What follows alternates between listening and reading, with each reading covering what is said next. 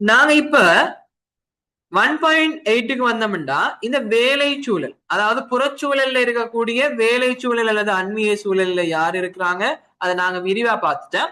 அவங்களால என்ன வாய்ப்பு இருக்கு, என்ன அச்சுறுத்தல் இருக்கு. புறச்சூழல் என்னாலே வாய்ப்பு அச்சுறுத்தல், அகச்சூழல் பலம் பலவீனம். சரி, நாங்க விஷயத்துக்கு வருவோம். ரைட். வணிகத்தின் அந்நிய சூழல் காரணிகள் பின்வருமாறு. அதுல பாத்தீங்கன்னு சொன்னா, ஒன்று இந்த வாடிக்கையாளர் அல்லது நுகர்வோர்னு சொல்றவங்க, அதே மாதிரி வழங்குனர், போட்டியாளர், பதிலீட்டு பொருள் உற்பத்தியாளர், அதே மாதிரி சந்தையில பிரவேசிக்க எதிர்பார்த்திருக்கின்ற புதிய வணிகர்கள் அல்லது முதலீட்டாளர்கள் என்ற அடிப்படையில நாங்க இதை பார்ப்போம். சரிதான பிள்ளைகள்? ரைட். வணிகத்தின் பொருட்கள் சேவைகளை கொள்வனவு செய்வோர் நுகர்வோர். ரைட். உங்களோட வணிகத்தில் இருக்கிற பொருட்கள் சேவைகளை கொள்வனவு செய்கிறார்கள் நுகர்வோர். அதே மாதிரி நுகர்வாளரின் அறிவு, அவர்களது வருமானம் போன்ற விடயங்கள் சில வணிகங்களுக்கு வாய்ப்புகளை உருவாக்குவதுடன் சில வணிகங்களுக்கு அவற்றினால் அச்சுறுத்தல் ஏற்படும்.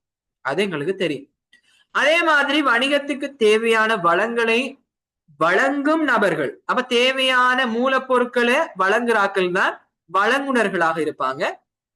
இவங்க மூலமாகவும் வாய்ப்பு அச்சுறுத்தல் எங்களுக்கு வரும். அப்ப பாருங்க, வழங்குனர்கள் உரிய நேரத்தில் தரமான பொருட்களை வழங்கினா அது எங்களுக்கு என்னது, ஒரு வாய்ப்பு. சரிதானே? கழிவு கிடைச்சா வாய்ப்பு, கிடைக்கலன்னா அது அச்சுறுத்தல். இப்படின்னு சொல்லி வாய்ப்பும் அச்சுறுத்தலும் மாறி மாறி கிடைக்கும். சரிதானே பிள்ளைகள்? அப்ப அடுத்ததுக்கு வருவோம். வணிகம் முன்வைக்கின்ற பொருட்கள் அல்லது சேவைகளுக்கு அதே சமமானது. இப்ப நீங்க சீனி விற்கிறீங்கன்னா அவரும் சீனி அமைப்பார். இப்படியான விற்பனையில ஈடுபடுறார்கள் தான் வணிகங்களுக்கான போட்டியாளர்களாக இருப்பாங்க. அப்ப இவங்க மூலமாகவும் உங்களுக்கு என்ன கிடைக்கும், வாய்ப்பும் அச்சுறுத்தலும் இருக்கும். சோ போட்டியாளர்கள் சந்தைக்கு வாராங்கன்னா உங்களுக்கு அது அச்சுறுத்தல். சந்தையில் இருக்கும் போட்டியாளர்கள் விலகுறாங்கன்னா உங்களுக்கு அது வாய்ப்பு. போட்டியாளர்கள் அவர பொருட்களுக்கான சேவைகளுடன் பல்வேறு வசதிகளை வழங்குதல் போன்ற வணிகங்களுக்கு வாய்ப்புகள் போன்ற அச்சுறுத்தல்களும் காணப்படுகிறது. வாய்ப்பும் அவங்களால அச்சுறுத்தலும் கிடைக்குதான்னு சொல்றோம். ரைட். இப்ப அடுத்தது பார்ப்போம். வணிக சந்தையில் முன்வைக்கின்ற பொருள் அல்லது சேவைக்கு மாற்று பொருள், அதாவது நீங்க சீனின்னா அவர் கருப்பட்டி, இப்படி பதிலீடாக என்ன பொருளை விற்பனை செய்யறாங்களோ அல்லது உற்பத்தி செய்யறாங்களோ அது பதிலீட்டு பொருள் உற்பத்தியாளராக காணப்படும். சரியா பிள்ளை? அப்ப இந்த பதிலீட்டு பொருள் உற்பத்தியாளரால சந்தர்ப்பம் வாய்ப்பாக இருக்கலாம் அல்லது அச்சுறுத்தலாக இருக்கலாம்.